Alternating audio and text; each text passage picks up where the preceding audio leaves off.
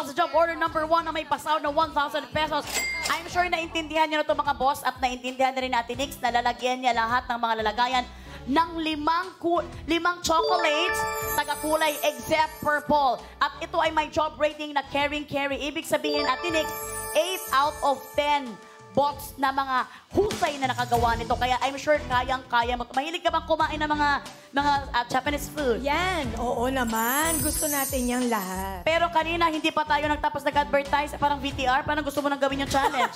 Wala pa namang sinabing go. At dahil nga, gusto niyang kainin daw. Dahil ready na si Ate Nix.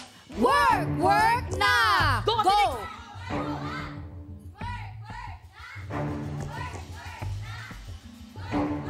You can do it, Ate Nix.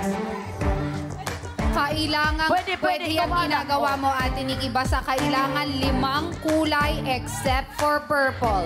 43 seconds. May 2 ng kulay ang yellow, 1 ang blue, 2 ang red, 2 ang orange. 3 na ang yellow, 4 ang yellow, 5 ang yellow. Okay na ang yellow. Sige pa, 2 ang blue. 3 ang blue.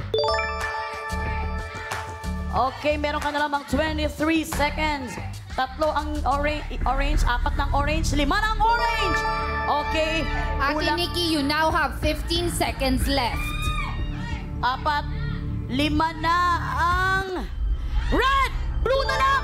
2 blue! Time is up! Time is up! Oh my gosh! Time is up!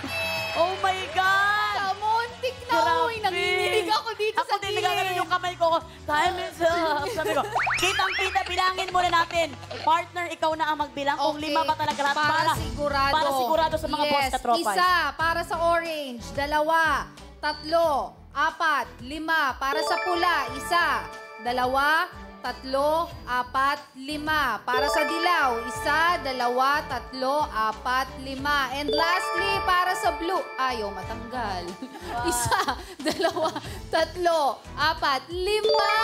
Kitang-kita natin na nakompleto. Kaya naman si Ate Nikki ay husay! Ate Nix, ito na microphone mo. Samahan mo kami ito sa ating podium. Apakagaling. Kitang-kita ko yung